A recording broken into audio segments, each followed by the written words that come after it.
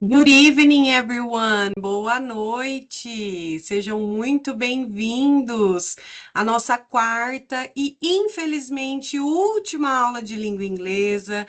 Tudo que é bom passa rápido, não é mesmo? Mas sejam todos muito bem-vindos.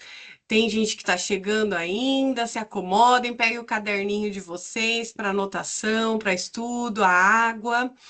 Boa noite, professora Bianca, mais uma vez. Boa noite, Caroline, que está aqui com a gente. Pessoal, antes da gente começar a nossa última aula, aqueles recados de sempre, tá? Não se esqueçam, nessa semana se encerram as atividades 2 e 3. Essas atividades são objetivas, então, por favor, lembrem-se de fazer com atenção, de assinalar aquela que vocês têm certeza, né? E assinalar com atenção. No final, vocês finalizam a atividade para enviar ela. E na semana que vem se encerra o mapa, pessoal. Então, não se esqueçam. Eu sei que pode parecer um pouco complicado demais a gente pensar em elaborar uma atividade para aula de língua inglesa. E como que eu vou aplicar isso, professor? Eu sei que vocês estão com um pouquinho de dificuldade, mas nós da mediação estamos lá para ajudar vocês. Mandem as dúvidas, as atividades, a gente pode elaborar esquemas, dicas. Eu mesmo fiz um bullet lá de dicas para vocês para a realização do mapa. Então, façam isso, mandem mensagem no Fale com o Mediador com antecedência, porque o mapa, pessoal, como vocês sabem, é uma atividade prática, então ela é sempre uma atividade que toma um pouquinho mais de tempo de vocês para realização, não é uma coisa tão simples assim. E a gente, mediação, nós não atendemos aos finais de semana. Então, lembrem-se, se você tem uma dúvida, mande com antecedência da entrega dessa data. A gente não consegue ajudar vocês no final de semana. Como esse mapa se encerra na semana que vem, vocês têm aí um pouquinho mais de uma semana para a realização dele. Então, organizem-se. Nesse final de semana, olhem para a atividade, leiam ela com calma.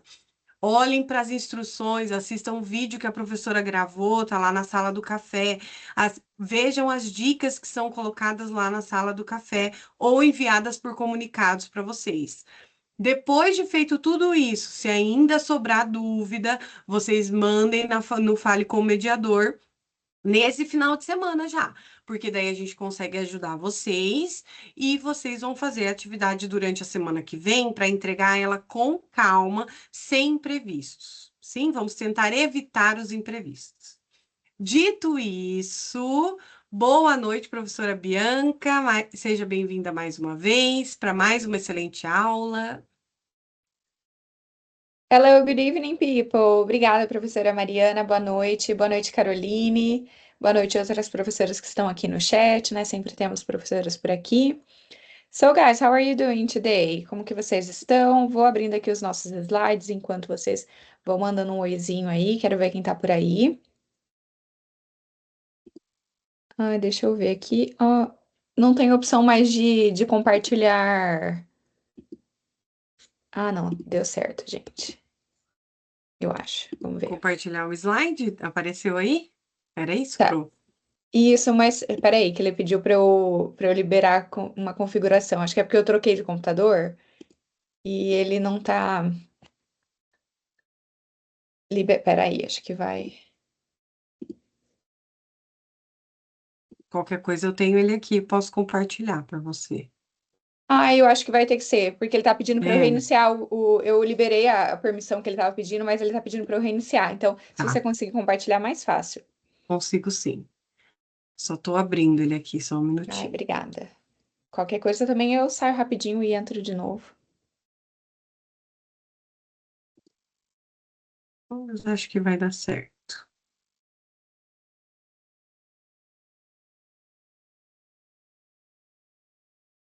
Oi? Oi, muito obrigada, professora Mariana. Bom, gente, vamos lá. Daí acho que eu não consigo passar, né? Tem que ser você. Isso, aí, mas você vai me pedindo, eu vou passando, Beleza, pode então. ser? Pode Tá. passar, fazendo favor. Aí, obrigada. Bom, gente, eu trouxe para vocês as metas de aprendizagem, essa nossa quarta aula, a última, como a professora Mariana disse, né? Passou muito rápido. Nessa unidade, nessa aula, né, nós vamos trabalhar a unidade 5, que é uma unidade bem extensa do nosso material. Ela tem bastante conteúdo, por isso que é bem importante que vocês façam sempre a leitura das unidades dos livros antes de vir para a aula, porque assim vocês conseguem trazer as dúvidas de vocês e fica mais tranquilo o segmento da nossa aula. Eu trouxe as metas de aprendizagem para a aula de hoje, os conteúdos que eu selecionei para a gente trabalhar na aula de hoje. Então, as nossas metas de hoje é compreender e usar corretamente os padrões verbais em frases, usar o will para previsões, decisões e promessas, usar o going to para planos e intenções futuras, formar e usar o superlativo para comparar três ou mais elementos. Então, na nossa aula de hoje, a gente vai falar basicamente do futuro, dos padrões verbais, que é o gerúndio e o infinitivo, e do uso do superlativo. Professora Mariana, se puder passar para mim, muito obrigada. Começando então, gente, com esse assunto, que é o verb patterns, são os padrões verbais. Esse conteúdo, ele é um pouco assim, meio, não diria chato, mas são regras, puramente regra, aquele conteúdo que vocês geralmente não gostam tanto, porque são meramente regras e é um conteúdo que a gente não estuda assim dessa forma em português, né? Ele não aparece pra gente no português. Então a gente tende a se confundir um pouco. Mas o que que é isso? É... Ah, eu acho que tá errado o slide. Pode passar, professora Mariana? Ah, agora sim, tava com um slide a mais. Os verb patterns são usados quando utilizamos dois verbos em sequência. Como assim, gente? Em inglês, assim como em português, a gente vai ter algumas situações que nós temos um verbo seguido do outro. Eu coloquei esse exemplo em português para vocês verem. Eu sei jogar bola. Então, nós temos o verbo saber, né, que é o sei aqui, e o verbo jogar. Temos um verbo seguido do outro. Quando isso acontece em inglês, existem algumas regrinhas que a gente precisa se atentar.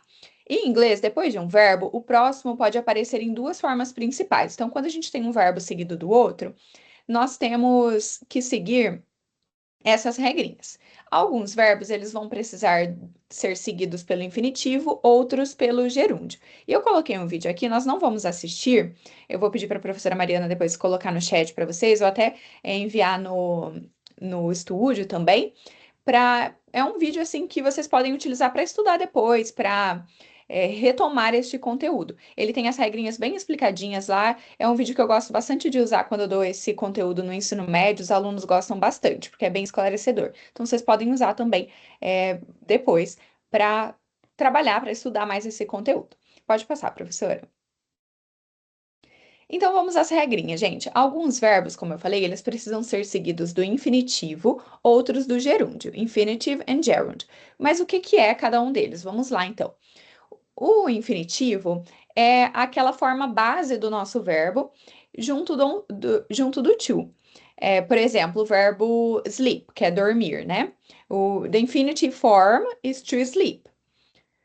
E o gerúndio é a terminação ing. E perceba que aqui, quando a gente fala de terminação ing, nós não estamos nos referindo ao present continuous que a gente viu, se eu não me engano, na nossa segunda aula. O gerúndio é a terminação ing, só que ele não traz um novo sentido para o verbo. Ele não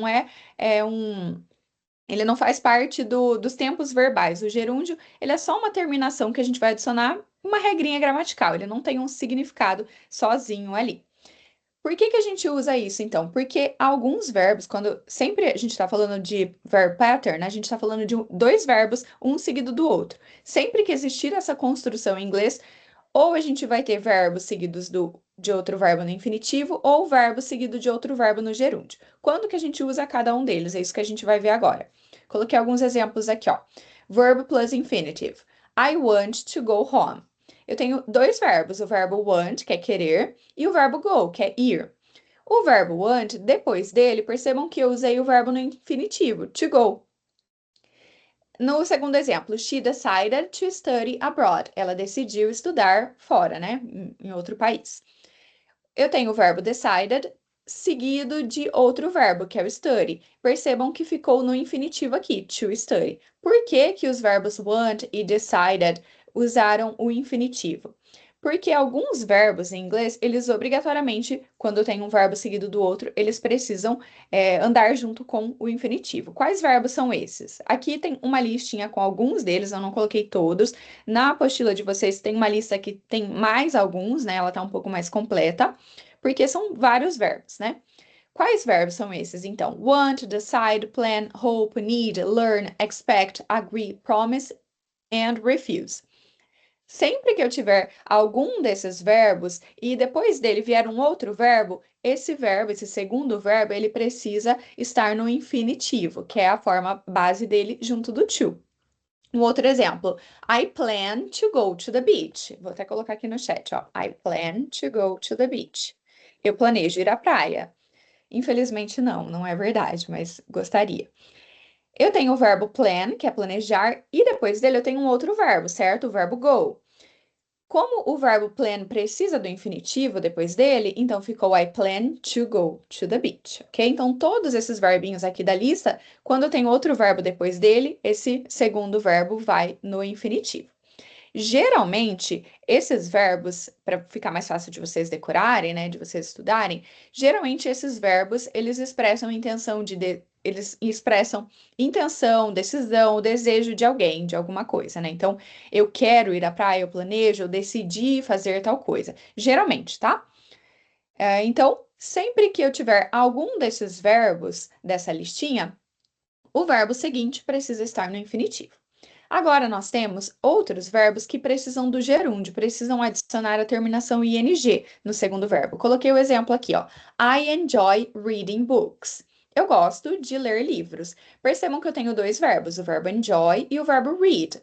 Por que que esse read está com ing? Porque sempre que eu tenho dois verbos e um deles for o enjoy, né, o primeiro deles for o enjoy, o meu segundo verbo precisa estar no ing, precisa estar no gerúndio. O segundo, he avoids eating junk food. Eu tenho dois verbos, avoid e o verbo eat. Eu precisei colocar o eat no gerúndio porque sempre depois do verbo avoid, o meu segundo verbo precisa estar no ing também, precisa estar no gerúndio. Quais verbos que pedem o gerúndio? Enjoy, avoid, consider, suggest, admit, finish, mind, imagine, deny and miss. Geralmente, esses verbos aqui, que a gente usa junto do gerúndio, eles indicam gosto, preferência ou hábito, geralmente, tá? Vou colocar um outro exemplo aqui para vocês. I finish. Ia colocar reading, já temos um com reading. I finish eating. I dinner. Ficou um exemplo bem fraquinho, mas foi o que veio. I finish eating my dinner, tá? Tipo, eu termino de comer o meu jantar. Por que que eu coloquei esse ing aí no final do verbo eat? Porque eu tenho uma estrutura, né? Eu tenho dois verbos, um seguido do outro, e esse primeiro verbo é o finish. O finish está na nossa listinha de verbos que precisam ser precedidos não, né? Seguidos de gerúndio, tá? Então, por isso que eu coloquei o ing no final deles. É uma regrinha gramatical, não muda o sentido dos verbos da sua frase, mas eu preciso seguir essa regrinha gramatical. Professora Mariana, pode passar para o próximo, fazendo favor? Aí nós temos algumas situações. A Don't Stop Dancing from Creed, the song, a música que o Eduardo mencionou. Nós vamos falar agora sobre essa situação. Olha só, temos algumas situações que ambos são possíveis, tanto o gerúndio quanto o infinitivo. Quais situações são essas? A primeira delas, nós podemos usar tanto o gerúndio quanto o infinitivo e não vai ter nenhuma alteração de significado. Então, é a mesma coisa. Ó, coloquei o exemplo. I continue reading books. Eu continuo lendo livros. Eu usei o gerúndio, né? Depois do verbo continue, no verbo read eu adicionei o ing. Mas eu também posso usar o infinitivo. I continue to read books. É exatamente a mesma coisa. Eu continuo lendo livros, né? Continuo a ler livros, né? Então, eu posso usar tanto o gerúndio quanto o infinitivo. Quais são esses verbos? O verbo begin, o verbo continue e o verbo start. Alguns deles, tá? Existem alguns outros, eu coloquei esses aqui que a gente usa mais, tá? Mas então, quando eu tiver esses três verbos, você pode usar tanto o gerúndio ou o infinitivo no verbo seguinte. Nós temos algumas situações que as duas formas são possíveis, mas vai acontecer uma alteração no significado.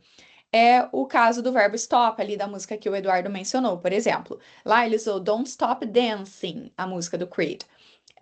O dancing está no gerúndio, né, com ing no final. Eu poderia dizer Don't Stop to Dance, porém, os dois têm um significado um pouquinho diferente, vamos entender?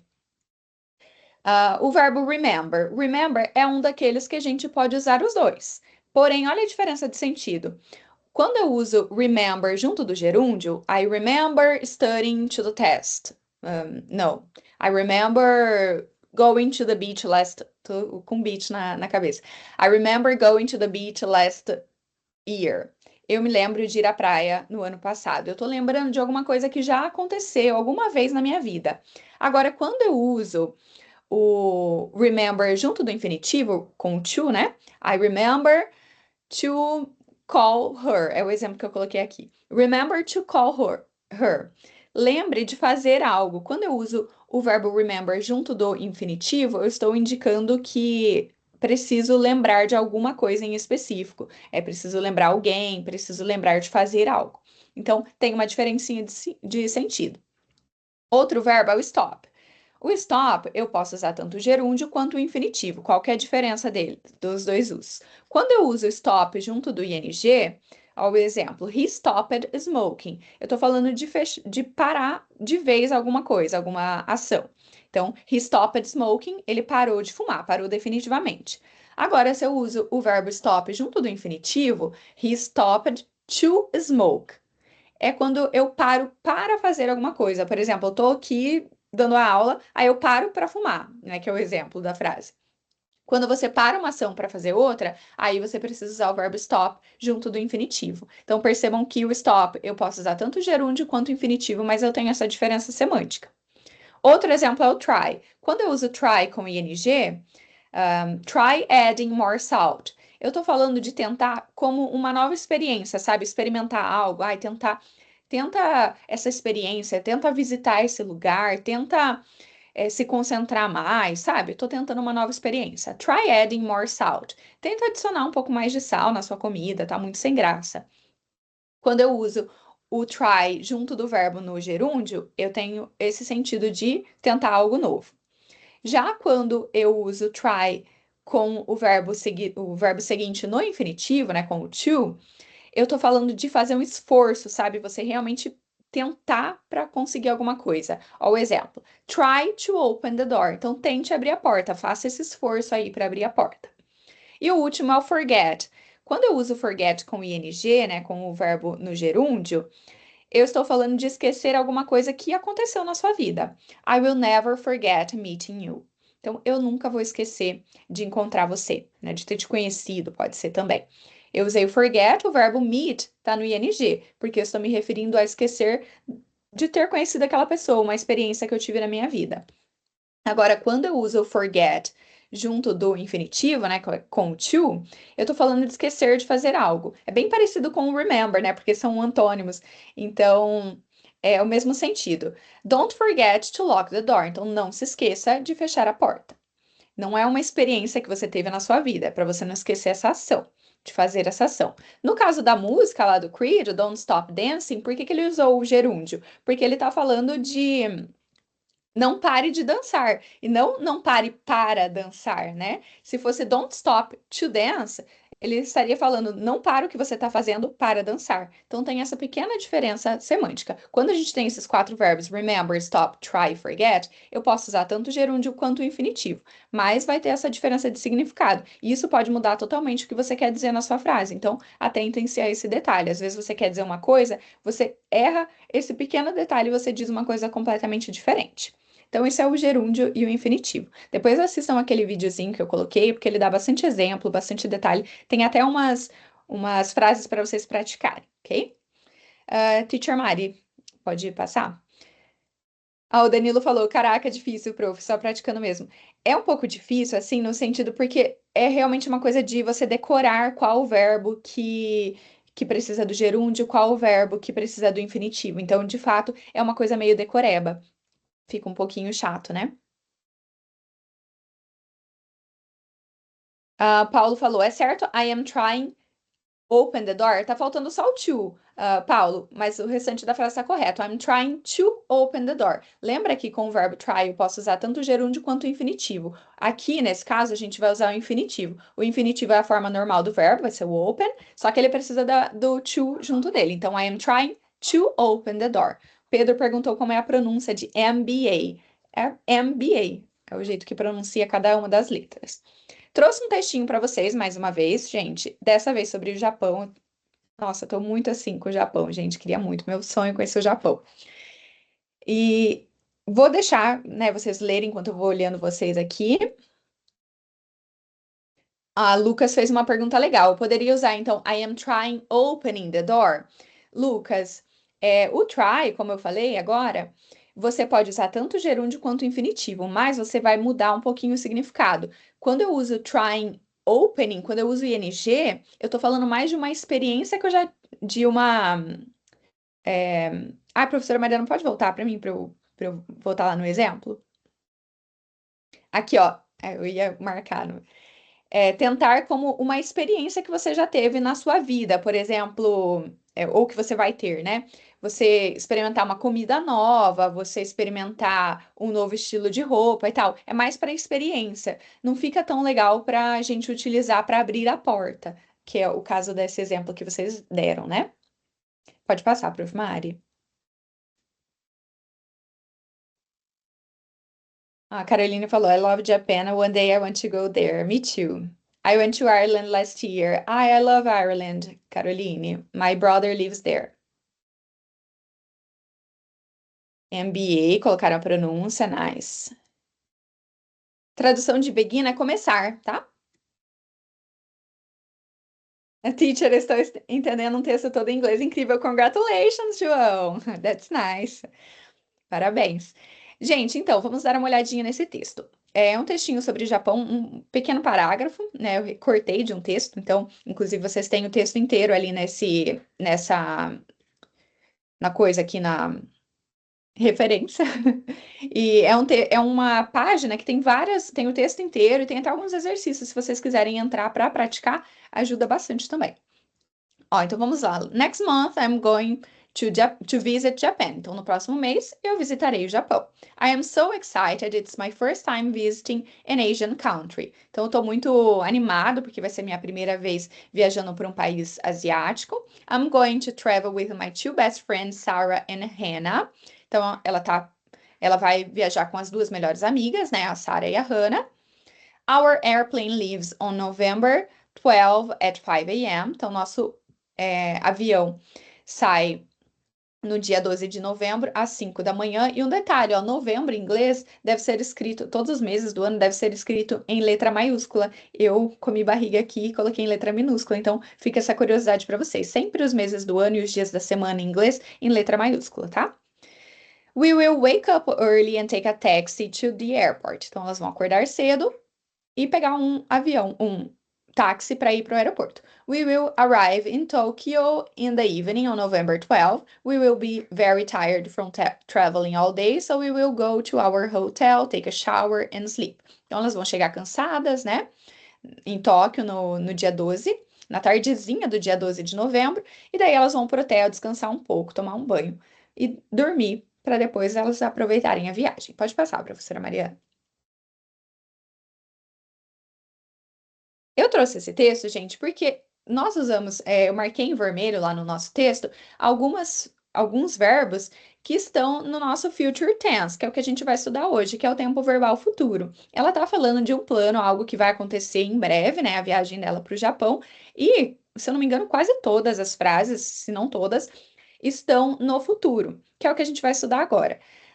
Existem várias formas da gente utilizar o futuro em inglês, tá? Algumas formas da gente expressar ações futuras. Hoje a gente vai ver duas delas, que é o will e o going to, que são as que a gente mais utiliza, tá? Então, são as que a gente vai ver hoje. Na nossa próxima não, né? Na próxima disciplina, que eu não sei se serei eu a ministrar, de língua inglesa 2, vocês verão outras formas de expressar frases no futuro, além do will e going to. Pode passar, Prof. Mari. Vamos lá, então. Quando que a gente usa o will e quando que a gente usa o going to, né? Que é o be going to. Os dois expressam futuro, expressam ações no futuro. Quando que eu vou usar um, quando que eu vou usar o outro? Começando com o will, então. Will, a estrutura dele, basicamente a gente usa o sujeito, a palavrinha will, esse will sozinho, assim, ele não tem uma tradução, ele vai indicar pra gente que essa frase está no futuro. E ele vai acompanhado de um verbo, por exemplo, I will travel to Japan next month. Eu vou viajar para o Japão no próximo mês. Quando que eu vou usar o will? Daqui a pouco eu olho o chat, que o chat tá bombando aqui, daqui a pouco eu dou uma olhadinha, gente. Quando que eu vou usar o will, então? Em quais situações? Eu vou usar o will quando eu for falar de uma prediction. O que que é uma prediction? É quando você acha que algo vai acontecer. E é geralmente opinativa, tá? É realmente uma coisa que você acha que vai acontecer. Por exemplo, aqui, ó. I think the movie will win an Oscar. Eu acho que o filme vai ganhar um Oscar. Eu acho isso baseado única e exclusivamente na minha opinião. Por isso que eu usei o will. Quando mais que eu uso o will? Quando eu for falar de spontaneous decisions, decisões espontâneas, coisa que você acabou de decidir. Por exemplo, I will close the door. Minha porta está aberta aqui, I will close the door. Decidi que eu vou fechar ela. Outro exemplo aqui. I am thirsty, I will get some water. Eu tô com sede, eu vou pegar uma água. Acabei de decidir. Por isso que eu uso will. E a próxima é para promises or offers, para quando você vai fazer uma promessa para alguém ou você vai oferecer algo para alguém. Don't worry, I will help you. Então não se preocupe, eu vou te ajudar. Esse I will help you, ele está oferecendo ajuda para alguém. É uma oferta, por isso que eu usei o will. A Jaqueline falou, will é um verbo auxiliar, só o verbo auxiliar, exatamente. O be going to aqui, que a gente vai ver daqui a pouco, ele também tem essa função de verbo auxiliar. Lembra que eu falei para vocês que em inglês a gente sempre tem, cada tempo verbal possui seus verbos auxiliares, né? Aqui no futuro, a gente tem o will e o going to, que é o que a gente está estudando agora, né? Deixa eu ver vocês enquanto... Wake up. Ah, já falaram aqui, vocês estão muito rápido, um responde o outro. Acordar. Abaixo assinado para ser você, Teacher Bianca. Thank you. Nice, guys. Ok. Ah, professora Bianca, estou viciada na música da Ray. Aquela música maravilhosa. Eu também fiquei. Agora eu consegui sair, né? Mas eu tava obcecada. Eu fiquei escutando ela assim 2 semanas sem parar. E agora, gente, vamos falar do be going to. Quando que a gente usa o be going to? Como que é a estrutura, antes de tudo, né? A estrutura dele, a gente vai ter um sujeito, né, que é quem pratica a ação. Aí nós temos o verbo to be, que a gente já aprendeu. E, gente, aqui é be going to, mas o verbo to be, ele precisa ser conjugado, tá? Ele vai acompanhar o pronome. Então, se for eu vou fazer tal coisa, né? I am going to blá blá blá. Se for você, vai ser you are going to. Não, não, não. Então, sempre o verbo to be, nesse caso aqui, ele precisa ser conjugado, ok? Então, nós temos o verbo to be, o going to, e aí o verbo principal. Preciso também de um verbo, tá? Por exemplo, I am going to the beach. Eu vou à praia. Eu vou, né? Tô falando de uma coisa que vai acontecer no futuro. I am, usei o verbo to be, going to the beach. I'm going to go to the beach, né? Quando que eu vou usar o be going to, people? Quando que eu vou usar essa? Por que que eu uso be going to em algumas situações e não will? O be going to a gente usa para plans and intentions, para quando você tem um plano, assim, uma coisa que você, uma intenção.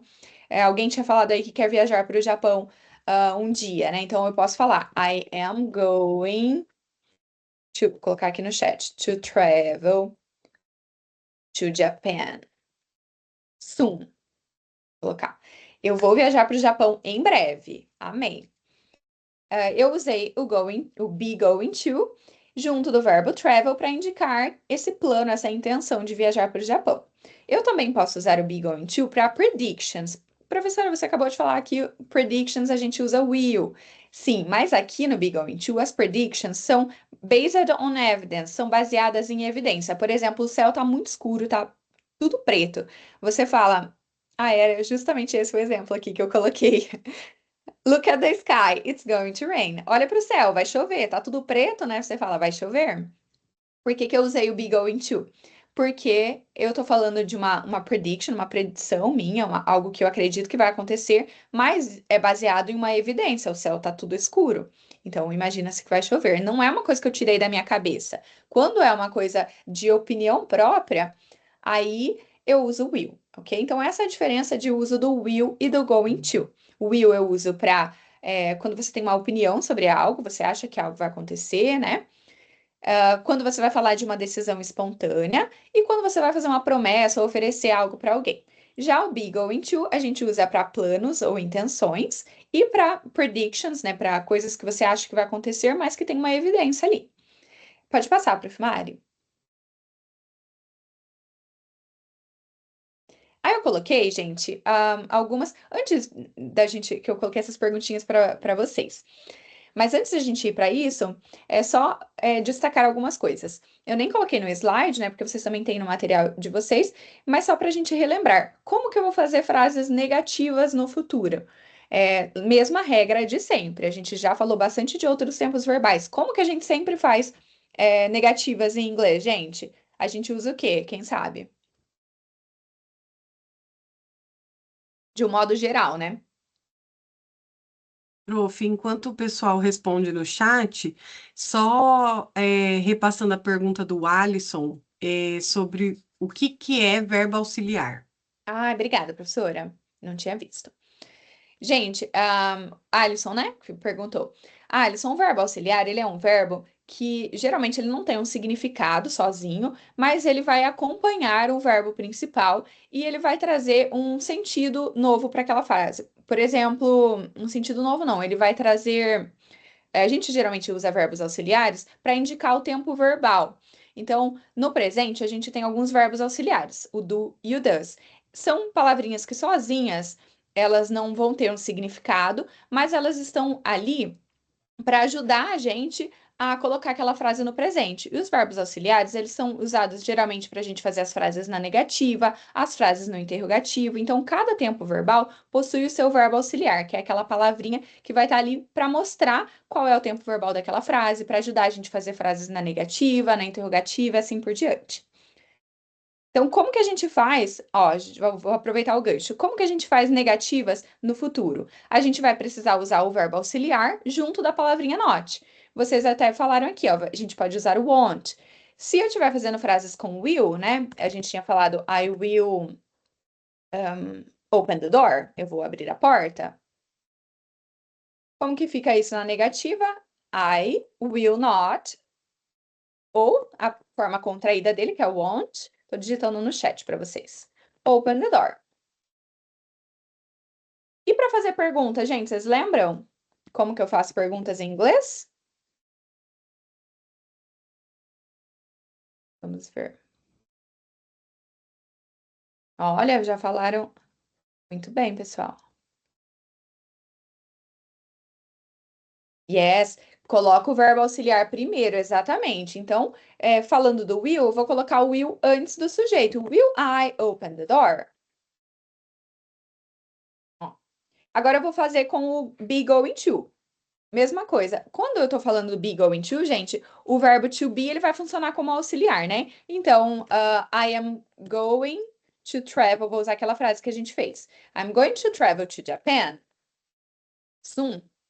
Na negativa vai ficar I am not going to travel. Acho que é a Maria Eduarda. Alguém, deixa eu ver se foi Maria Eduarda. Cadê? Roberto, nossa, vi outra pessoa. Já colocou a estrutura certinha ali, muito bem. I am not going to travel to Japan soon. E para fazer perguntas aí, gente, eu vou usar o verbo to be, que ele é o meu verbo auxiliar aqui nessa situação, e nós vamos colocar ele antes. Gente, calma lá, não respondam ainda a pergunta, estou falando sobre outro assunto, já a gente chega nessa pergunta. Vocês estão com dúvida sobre a pergunta, a gente não chegou nela ainda. Calma aí, já a gente chega. Então, só para a gente finalizar aqui o conteúdo do futuro. Para eu fazer a pergunta com o be going to, eu vou usar o verbo to be antes do sujeito, né? Então fica am I going to. Estranho, né? Am I, a gente geralmente não faz pergunta para si mesmo, mas Tá certo gramaticalmente. Am I going to travel to Japan? So, ok? Então, a gente vai seguir sempre aquela mesma estrutura que a gente está falando desde a nossa primeira aula. Sempre que for fazer frases negativas em inglês, eu uso o verbo auxiliar junto do not. E sempre que eu for fazer perguntas em inglês, eu pego o verbo auxiliar, coloco ele antes do sujeito, tá? I'm going to the park, that's it. Agora sim, vamos para o nosso próximo conteúdo. Se vocês tiverem alguma dúvida, podem mandando, tá? Ah lá, professora, o que que é o most? Ó? Who is the most talented singer or actor you know? Esse most aí significa o mais. Então, quem é o cantor ou ator mais talentoso que você conhece? Tell me, guys. I'm going to say Beyoncé, okay? Lady Gaga as well. I love Lady Gaga. Taylor Swift, nice. Mariah Carey, Whitney Houston, Celine Dion, John Bon Jovi, Bruno Mars. Wow, a lot. Patrick Swayze, nice. Elvis. Yes, can be. Singer or actor. A maioria tá colocando singer, mas pode ser actor também. David Bowie, Adele, Slipknot. Nice, guys. Great. For me, it is Beyoncé, ok? No momento, Ray. O João tá viciado na Ray. Qual que é a pergunta, Luiz? Quem é o cantor ou cantora, né? Ou ator ou atriz mais talentoso que você conhece? Fernanda Torres, that's nice. Ella Fitzgerald. Indila, em francês. I like Indila, Pedro. Great. Pode passar para o Mário. Now the next one, guys. What is the scariest movie you have ever watched? Qual que é o filme mais assustador que você já viu na sua vida? No caso, é uma conjunção em inglês, o most. A gente vai falar sobre isso agora, tá? Eu vou explicar para vocês exatamente o que que é o most, tá? Carrie é estranha, Don't Speak Evil. Nossa, esse filme é ótimo, Don't Speak Evil. Eu adoro filmes de terror, vocês gostam? I really like, guys. Acho que Don't Speak Evil, Não Fale o Mal em português, é um dos mais assustadores que eu já vi. Hereditário, alguém já assistiu também? Muito, muito assustador. I don't like, that's okay. A Entidade, The Conjuring, que é o Invocação do Mal, né, em português.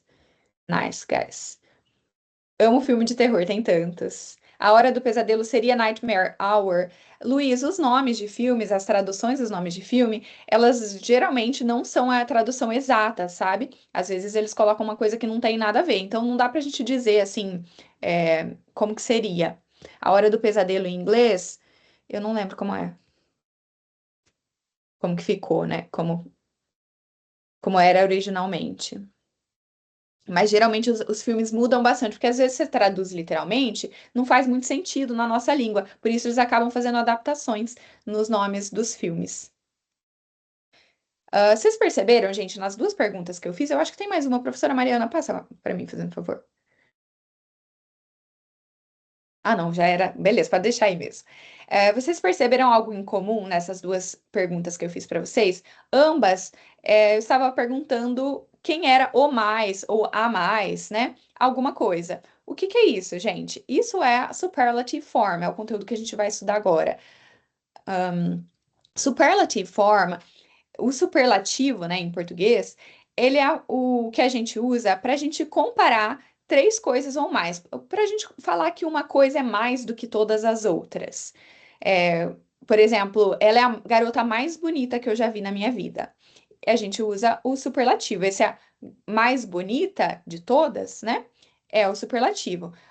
Esse é o filme mais assustador que eu já assisti. Esse, o mais assustador, é a superlative form, ok? Como que a gente faz o superlative form? Tem umas regrinhas para a gente falar, ok? Coloquei um exemplo aqui, ó. Mount Everest is the highest mountain in the world. Então, o Monte Everest é a montanha mais alta do mundo. Tem duas regrinhas que a gente precisa se atentar. Deixa eu tomar uma aguinha que minha voz está falhando.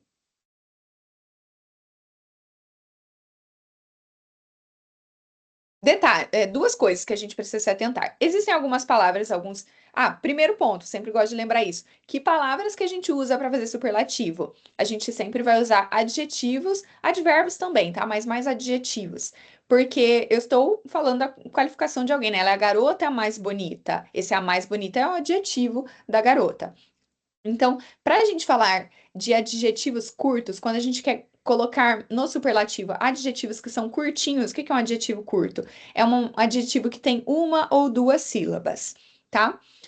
É, qual que é a estrutura? Como que eu faço isso? Eu vou usar, ó, coloquei aqui no slide, eu vou usar a palavrinha the, o adjetivo em si, por exemplo, pretty, e o EST no final. Vou adicionar essas três letrinhas EST no final. Olha como que ficou os exemplos. Tall, o que que é tall? Tall é alto. Eu quero falar que fulano é o mais alto da sala.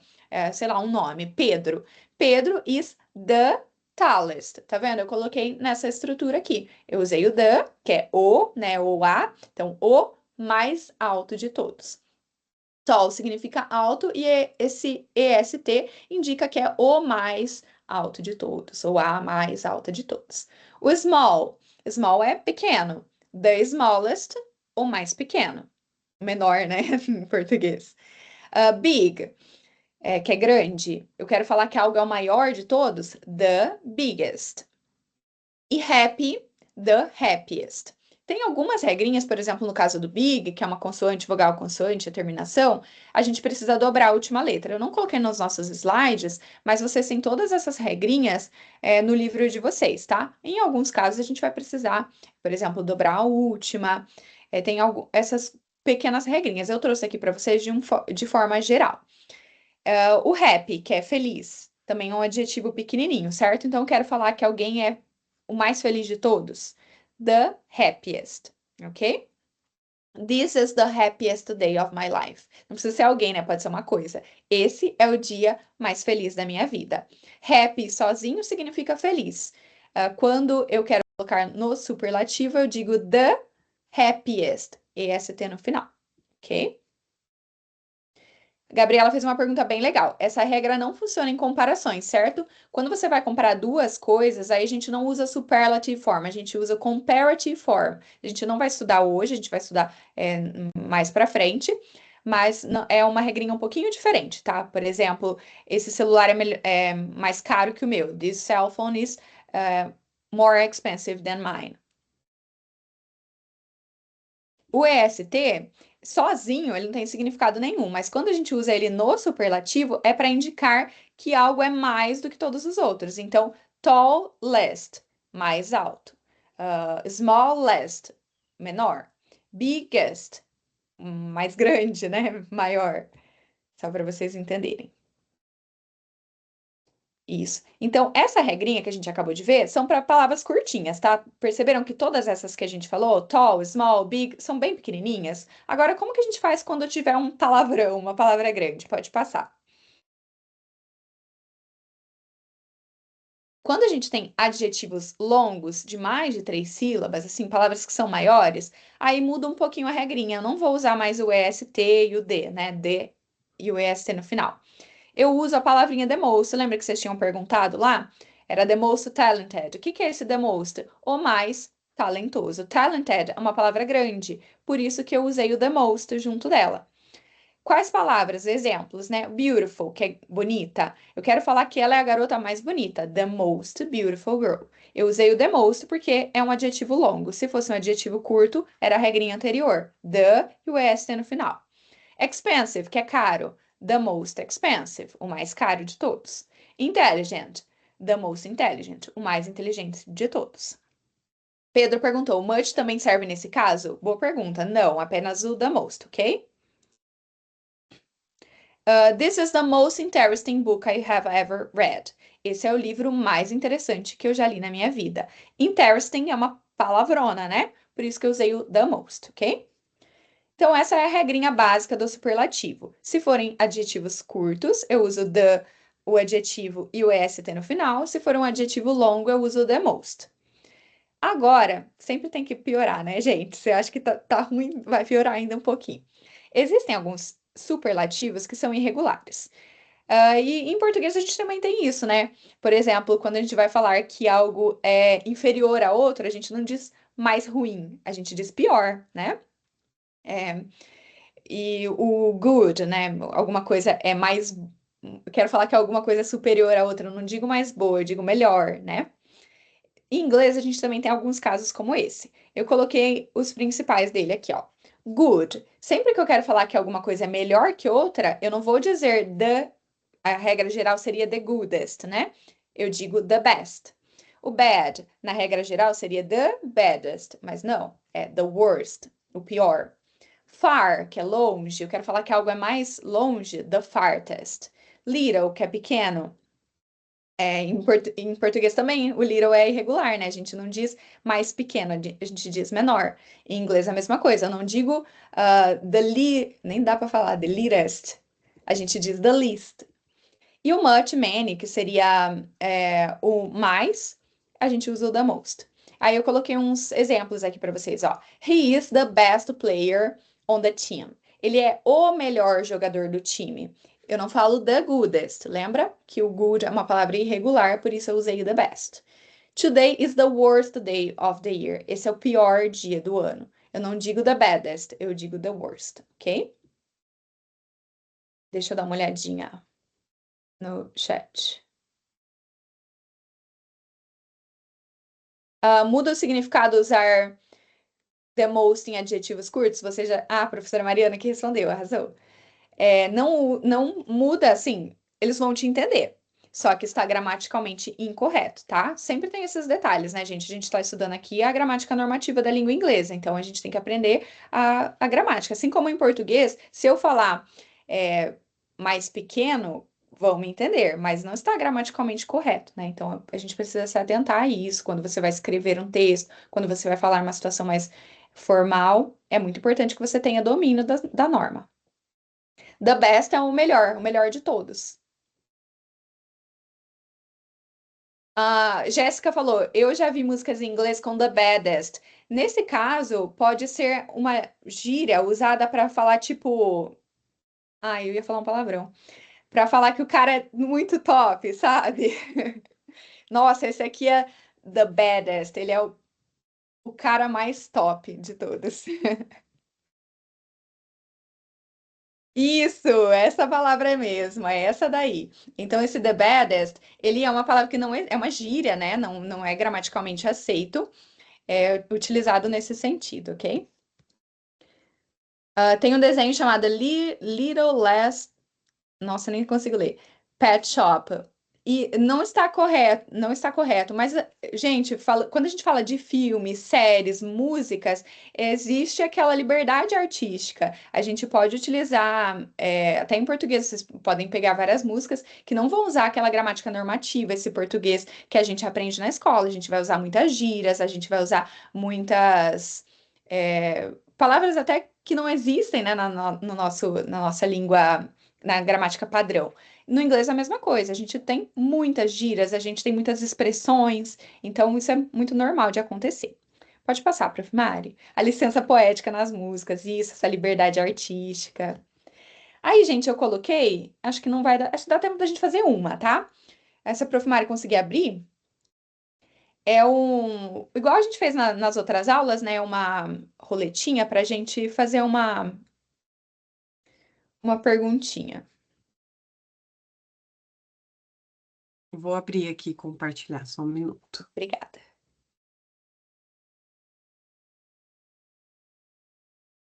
Já vi músicas, várias músicas com she don't. Nossa, usam muito she don't e é gramaticalmente incorreto, exatamente.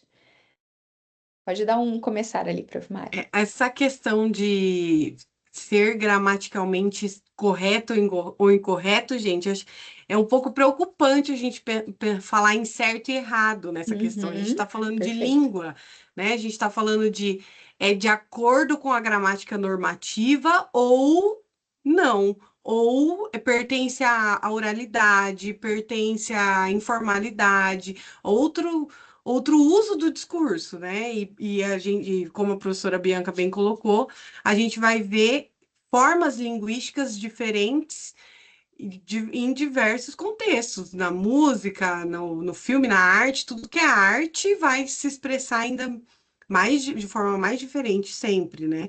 E a gente usa isso, a gente fala, não conjuga todos os plurais quando tá conversando, né?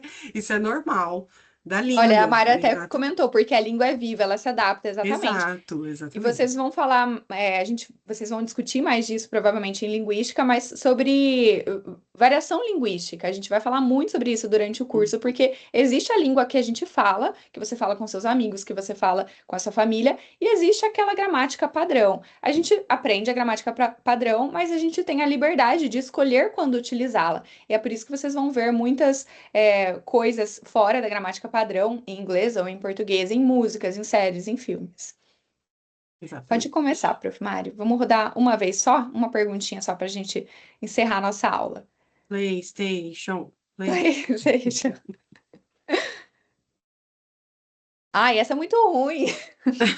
Eliminado, Vai mais tchau. outra, Prof. Mário. Essa é muito, muito pesada, pesou o clima, literalmente.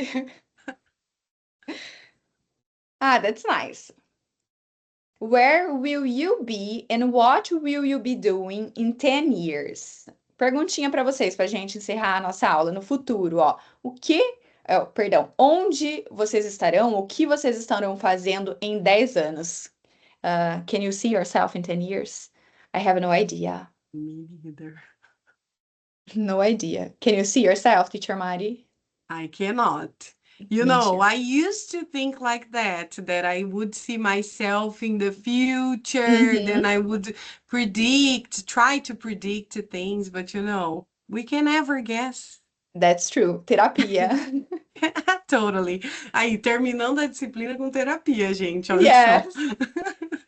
Eu também, eu era uma pessoa assim que eu colocava muitas expectativas. Hoje em dia eu tô deixando, gente. Ai, mas Let's olha, eu see. gostei, lecionando, muito Wow, bom, that's so Leonardo. cute, nice. I will be getting married and working as an English teacher. Muito bem, ótimo. Ai, Pretendo me gente, não tornar. era a intenção colocar crise existencial no fim da disciplina. Foi sem querer, perdão, Yas. Sorry. Lecionando e me casando. A pergunta é: onde você estará? O que você estará fazendo em 10 anos? Em Italy, olha, com a minha futura esposa e minhas crianças, arrasou. Well, guys, alguém tinha feito uma pergunta, vou encerrar com ela. Tinham perguntado o que que era LM, laughing. Era laughing out loud? Não, deixa eu Laughing out procurar. loud? Era Só- laughing out loud? Acho que Eu vi era. uma que é só Deus sabe aqui. Como que fala? Só Só Deus Deus sabe. sabe? Only God knows? Only God knows. É. Tinha uma outra que era. Ah, eu perdi. Mas era uma expressão. Aqui, ó. LMAO. É risada. É tipo rindo muito alto. É Ah, laughing. Você lembra, prof? É não laughing. lembro. Ah, é palavrão também. Aham. Não vai estar dando para falar, Não galera. vai tá dando, mas é rindo muito, tá? Rindo muito. Yes. É LOL, isso aí, Ah lá, LOL. colocaram ali. É isso aí. É. A tradução Ai, literal fica para a próxima. isso. Fica no chat, já escreveram. Guys, so that's all. Thank you for being here. Muito obrigada pela participação de vocês. Muito obrigada por estarem aqui, pelas nossas discussões. Foi maravilhoso passar esse tempo com vocês. Espero que vocês tenham conseguido aprender um pouquinho comigo. Thank you, Teacher Mariana, for being here. Muito obrigada, Mariana, sempre me apoiando bastante, me ajudando aqui. Obrigada, Caroline, também por estar aqui dando suporte para nós. E é isso, gente. Thank you very much. See you soon. Pessoal, muito obrigada. A disciplina foi maravilhosa e ela não seria tão boa assim se não fosse por vocês, pela participação no chat, todo o Totally true. respeito com a ferramenta, com a disciplina, com o curso. Então, parabéns, obrigada, turma, obrigada, Caroline, e obrigada, professora Bianca, por essa disciplina maravilhosa sempre. See you soon. Bye Bye, bye. bye.